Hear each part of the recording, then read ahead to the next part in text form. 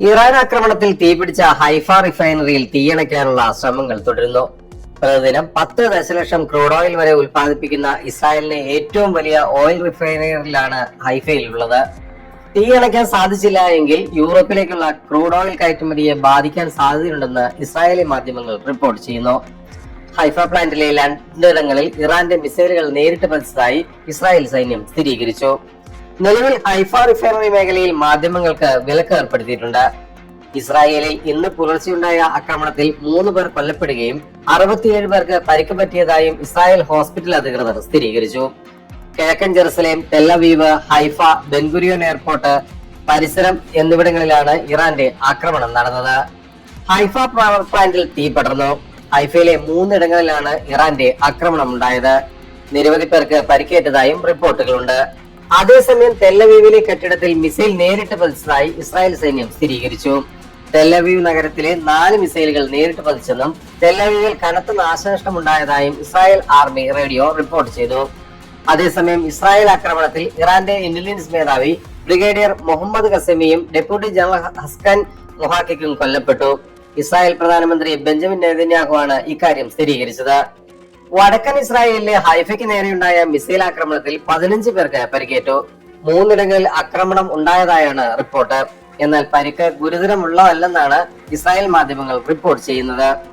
ജെറുസലേമിൽ മിസൈൽ പതിച്ച് തീപിടുത്തമുണ്ടായതിന്റെ തുടർന്ന് ഹൈഫയിൽ മിസൈലുകൾ കൂടുതൽ പതിച്ചതായും സ്ഫോടനങ്ങൾ ഉണ്ടായതായും റോയിറ്റേഴ്സ് വാർത്താ ഏജൻസിയും റിപ്പോർട്ട് ചെയ്യുന്നു. തെല്ലവീവിന് നേർക്ക് കൂടുതൽ മിസൈൽ ആക്രമണം ഉടൻ ഉണ്ടാകുമെന്നും ഇസ്രായേൽ മാധ്യമങ്ങൾ റിപ്പോർട്ട് ചെയ്യുന്നു. ഇറാൻ ആക്രമണത്തിൽ മധ്യ ഇസ്രായേലിൽ 3 പേർ കൊല്ലപ്പെട്ടതായി ജെറുസലേം പോസ്റ്റ്, ചാനൽ 12, വൈനെറ്റ് ന്യൂസ് എന്നീ ഇസ്രായേലി മാധ്യമങ്ങൾ റിപ്പോർട്ട് ചെയ്തു. ഇറാനിയൻ ഭരണകൂടത്തെ അസ്ഥിരപ്പെടുത്താൻ ഇസ്രായേൽ സജീവമായി പ്രവർത്തിക്കുന്നതായും ഇസ്രായേൽ മാധ്യമങ്ങൾ വെളിപ്പെടുത്തി. ഇതിന്റെ ഭാഗമായി ടെഹ്റാനിലുള്ള ജനങ്ങളെ കൂട്ടപ്പലായനം നടത്താനായുള്ള നടപടി ആരംഭിക്കാൻ നെതന്യാഹുവും ഇസ്രായേൽ പ്രധാനമന്ത്രി ഇസ്രായേൽ കാറ്റ്സും പദ്ധതിയിടുന്നതായി ഇസ്രായേലി മാധ്യമമായ ചാനൽ 14 റിപ്പോർട്ട് ചെയ്യുന്നു. ഡൊണാൾഡ് ട്രംപിനെ ഇറാൻ തങ്ങളുടെ പ്രധാന ശത്രുവായി കാണുന്നുവെന്നും അദ്ദേഹത്തെ വധിക്കാൻ പദ്ധതിയിട്ടെന്നും ഇസ്രായേൽ പ്രധാനമന്ത്രി ബെഞ്ചമിൻ നെതന്യാഹു ആരോപിച്ചു. ഞായറാഴ്ച ഫോക്സ് ന്യൂസിനോട് സംസാരിക്കുകയായിരുന്നു അദ്ദേഹം.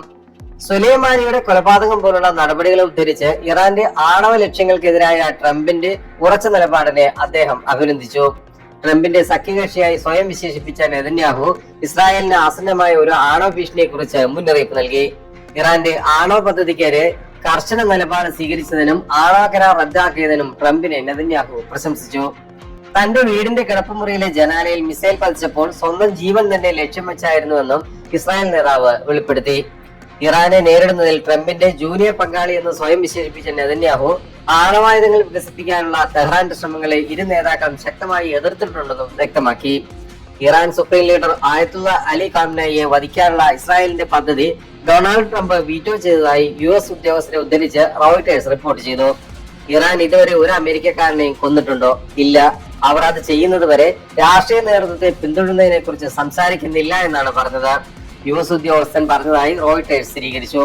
ഇറാന്റെ ആണവ പദ്ധതികളെ ലക്ഷ്യമിട്ട് ഇസ്രായേൽ ആക്രമണം ആരംഭിച്ചതിന് ശേഷം ഇറാൻ ശക്തമായി തിരിച്ചടിക്കുകയും ഇസ്രായേൽ കനത്ത നാശനഷ്ടം ഉണ്ടാക്കുകയും ചെയ്തു.